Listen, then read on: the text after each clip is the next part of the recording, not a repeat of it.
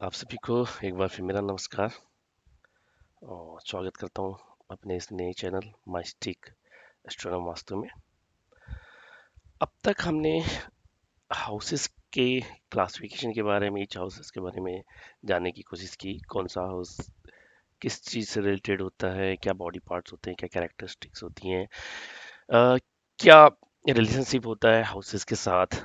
अब हम फोकस करेंगे आ, ये हाउसेस की कॉम्बिनेशन कैसे होते हैं। अगर अ, जिसको हम कहते हैं कि classification of houses, so houses के कॉम्बिनेशन को हमने क्लासिफाइड कर रखा है एस्ट्रोलॉजी में। और ये क्लासिफिकेशन आपको एक्चुअली ये बताएगा कि क्या कॉम्बिनेशन ऑस्पिशियस है, या जिस कॉम्बिनेशन के अंदर, जिस पर्टिकुलर क्लासिफिकेशन के अंदर जो हाउसेस आते हैं वो ऑस्पिशियस है नहीं है, उनके क्या इफेक्ट होंगे क्या नहीं होंगे, वो सारी चीज़ें हम डिस्कस करेंगे।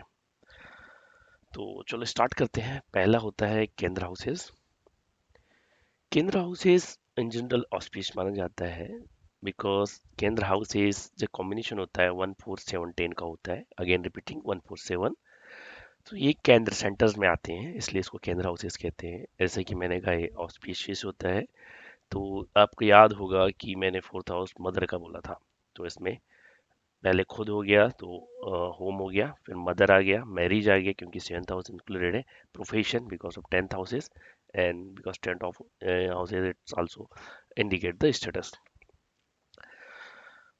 द सेकेंड क्लासिफिकेशन होता है त्रिकोण हाउसेस। त्रिकोण हाउसेस सबसे ऑस्पिशियस माना जाता है। इसकी रीजन ये है कि पहला हाउस आपका खुद को, सेल्फ को रिप्रेजेंट करता है। देन फिफ्थ हाउसेस न कोई न केवल आपके संतान से रिलेटेड होता है, बट आपकी नॉलेज को भी रिप्रेजेंट करता है, आपकी इंटेलिजेंसी को भी रिप्रेजेंट करता है। तो बेसिकली जो त्रिकोण हाउसेस होते हैं, एंड देन नाइन्थ हाउसेस, तो त्रिकोण हाउसेस में कौन से आ गए अपने 1 5 9। तो वन हो गया खुद, फिफ्थ हो गया progeny childrens related, ninth houses basically आपका लक होता है। तो ऐसा देखा जाता है कि जिसका 1 5 9 हाउसेस अच्छे मेलिफिक की जगह बेनिफिक प्लानेट हैं, अच्छी दृष्टियां आ रही हैं, कॉम्बिनेशन अच्छे हैं, कंजक्शन अच्छे हैं, तो उस कुंडली में 60 70% बिना किसी अदर चीज़ों को देख के आप ये डिसाइड कर लेते हैं कि ये अच्छी कुंडली है। या ऑब्वियसली अदर कॉम्बिनेशन देखे जाएंगे। हम बहुत डिटेल में जाने के लिए D2 D5 D9 चार्ट और D60 बहुत सारी चीज़ों का आपको एनालाइज करनी पड़ेगी। बट मेरा कहने का मतलब ये है कि जिसका 1 5 9 एक बहुत अच्छा कॉम्बिनेशन है, जिसमें अगर बेनिफिक प्लानेट है या दृष्टियां आ रही हैं, तो ये एक स्ट्रॉन्ग कुंडली को बनाते हैं। सो बिकॉज ये जो नंबर्स है त्रिकोण हाउसेस, ये मोर स्पेसियस है, मोस्ट ऑफ बोलूंगा। अब थर्ड टाइप जो क्लासिफाइड किया है हमने हाउसेस को, वो है त्रिक हाउसेस, जो 6 8 12 का नाम सुनते से ही, और इसमें अगर कॉम्बिनेशन ऐसा है, दृष्टियाँ ऐसी है, प्लानेट पोजीशन ऐसी हैं, तो व्हाट आई विल से, कुंडलियाँ अच्छी नहीं मानी जाती, उस टाइप की कुंडली बेटर नहीं मानी जाती। बट अगर इसमें मेलिफिक प्लानेट है तो वो उसकी मेलिफिकता कम हो जाती है। बेनिफिक है, लिटिल बिट बेनिफिकता कम होगी, बट ओवरऑल अगेन कॉम्बिनेशन होगा और उसी के हिसाब से अपन डिसाइड करेंगे। तो सिक्स हाउस अपने जैसे पढ़ा था, तो सिक्स हाउस बेसिकली आपको आपके एनिमीज थे, आपके डिसीज थी। एट्थ हाउसेस जो हमने बोला था वो आपकी एज को रिप्रेजेंट करता था, डेथ को रिप्रेजेंट करता था। देन ट्वेल्थ हाउसेस लॉसेस के थे। तो ये तीनों कॉम्बिनेशन बेसिकली क्रिएट करता है ट्रिक हाउसेस का, जिसमें आप बेसिकली निगेटिव साइड, निगेटिव चीजें या गलत चीजें जिससे रिलेटेड होती हैं। हम जब कुंडली एनालिसिस करेंगे तो मैं बताऊंगा कि बेनिफिक बेनिफिक प्लानेट यहाँ कैसे इफेक्ट करते हैं या कंजक्शन कैसे इफेक्ट करेगा। फिलहाल इतना याद रखिए, अभी तक हमने केंद्र हाउस डिस्कस किया, जो ऑस्पिशियस थे। त्रिकोण हाउसेस डिस्कस किया जो मोर ऑस्पिशियस था। ट्रिक हाउसेस मोर, क्या बोलूंगा मैं अब, सफरिंग हाउसेस, इविल हाउसेस के नाम से जाना जाता है इनको, ऐसा बोलूँ तो। अब आते हैं हमें चौथे टाइप की क्लासिफिकेशन, जिसमें हम त्रिशदया हाउसेस के नाम से जाने जाते हैं, जो आपकी डिजायर हो गई, एंगरनेस, ग्रीडीनेस को दिखाता है। तो ग्रीडीनेस इसलिए आया क्योंकि ये जो कॉम्बिनेशन है त्रिशदया में 3 6 11 का है। 11 मतलब आपकी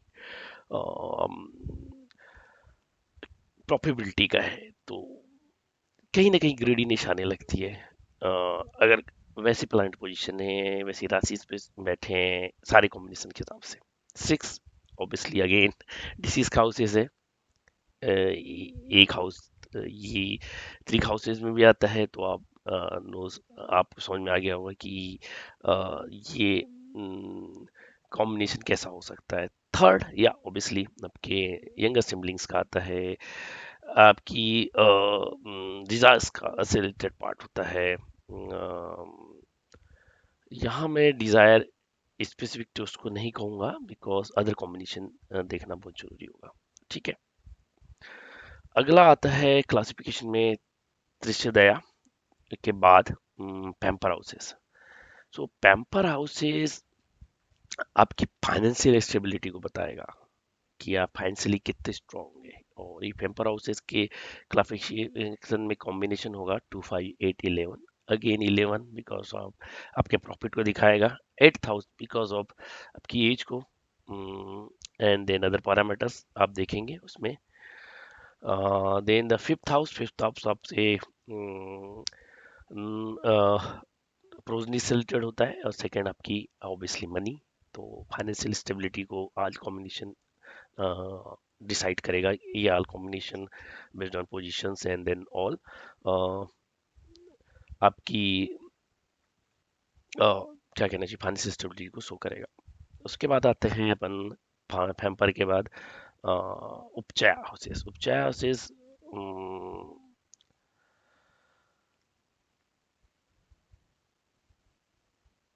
बेसिकली मैं ये बोलूंगा इसमें कि अगर मोर मेलिफिक प्लानिट है तो वो इट विल नॉट बेटर आपकी जो बेनिफिकता भी है, क्योंकि ये उपचय हाउसेस में आपके अच्छे हाउसेस भी हैं शामिल। उपचय हाउसेस में बेसिकली 3 6 10 11 आते हैं, तो ये कॉम्बिनेशन है जिसमें अच्छा बुरा कॉम्बिनेशन है। बट अगर यहाँ मेलेफिक प्लैनेट है बुरी दृष्टि के साथ, तो वो मेलिफिकता को और बढ़ा देंगे। अब आते हैं धर्म करम हाउसेस। धर्म करम हाउसेस अगेन 1 5 9, जैसे अपने त्रिकोण हाउसेस की बात की थी। इसको धर्म करम हाउसेस कहने का मतलब ये है कि ये आपकी रिस्पॉन्सिबिलिटी को भी शो करता है, आपकी चैरिटीज को दिखाता है, आपके लक को बताता है because of 9 house.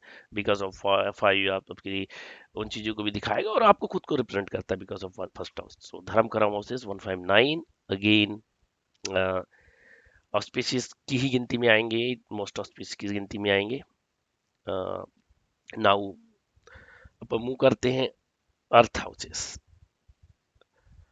So basically ये होते हैं 2 6 10 हाउसेस, जहाँ 1 आपका प्रोफेशन हो गया, 6 अगेन डिसीज और माइंड से related activities, intelligence related activities है, सेकेंड द मनी। तो ये कॉम्बिनेशन होता है मनी, माइंड एंड वेल्थ का। तो आपने कई बार सुना होगा कुछ बोलते हैं कि ये तो बड़ा माइंड माइंडेड है, मनी माइंडेड है, तो वो इस कॉम्बिनेशन के कारण ही बोलते हैं। और वो वैसा इन देखा जाए तो प्रैक्टिकली वो वैसे ही होता है। आप किसी कुंडली देख के ही पता लगा सकते हैं कि वो बंदा कैसा है, वो बंदी कैसी है। वो बेसिकली आप उसके नेचर के बारे में, उसकी डेली लाइफ के बारे में प्रेडिक्ट इजीली कर सकते हैं इन सिंगल सीइंग कुंडली। आपको उतना डिटेल नहीं भी जाओगे तो ये सारी चीजें सिंगल सिंपल लग्न कुंडली से ही आपको पता चल जाएगी, वो भी विद इन 1 मिनट। तो ये था अर्थ हाउसेस 2 6 10। अब हम डिस्कस करते हैं काम हाउसेस। काम ऐसे नाम से ही समझ में आ रहा है, इसमें ऑब्वियसली इच्छाएं होंगी, लस्ट होगा, डिजायर्स होंगी। ऑब्वियसली काम का नाम है तो सेक्सुअल डिजायर्स उसमें शामिल होंगी। पार्टनरशिप भी है एंड देन इनकम भी है, बिकॉज काम हाउसेस में हम शामिल करते हैं 3, 7 and 11।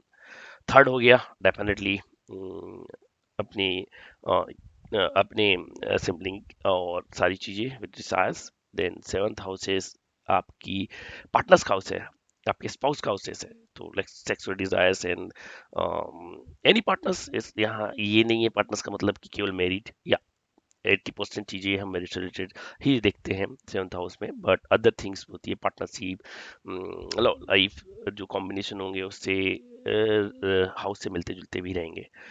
And then 11th houses जो आपकी इनकम से रिलेटेड है, प्रॉफिट से रिलेटेड है।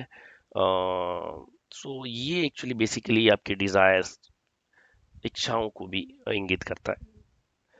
अब लास्ट हाउस की क्लासिफिकेशन की स्टडी में आता है मोक्ष हाउस,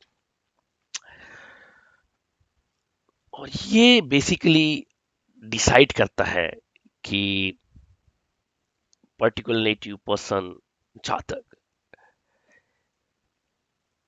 की कैपेबिलिटीज क्या है मोक्ष को फाइंड करने के लिए, या मोक्ष से कितना जुड़ा है, कितने नियर बाय है, मोक्ष पा सकता है नहीं पा सकता। तो बेसिकली 4 हाउसेज होते हैं, 4 8 12, जो ये डिसाइड करते हैं कि वो आध्यात्मिक तरफ कितना जुड़ा होगा, स्पिरिचुअलिटी में कितना वो करेगा। एंड देन और इसमें स्पेशली भागीदारी होती है मेलेफिक प्लैनेट्स की, जो मोक्ष की ओर आपको लेके जाते हैं। तो मैं मेलिफिक में ये स्पेशली राहु केतु एंड शनि की बात करूंगा, बट ये अपन जब चार्ट एनालिसिस करेंगे उसको बताने में बहुत इजी होगा। तो मैं आशा करता हूँ आपको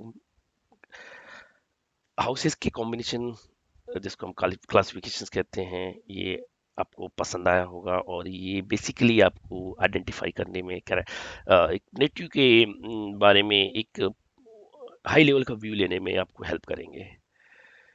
तो आज की वीडियो में बस इतना ही, और आशा करता हूँ ये आपको एटलीस्ट आइडिया दिया होगा कि कॉम्बिनेशन ऑफ हाउसेस क्या इम्पेक्ट डालेंगे पर्टिकुलर नेटिव के लाइफ में, फ्यूचर में, या करंट कंडीशंस में। सो प्लीज़ रिक्वेस्ट करता हूँ सब्सक्राइब कर लीजिए, लाइक कर लीजिए मेरे चैनल को। जय माँ जगदम्बे, आप सभी का भला हो।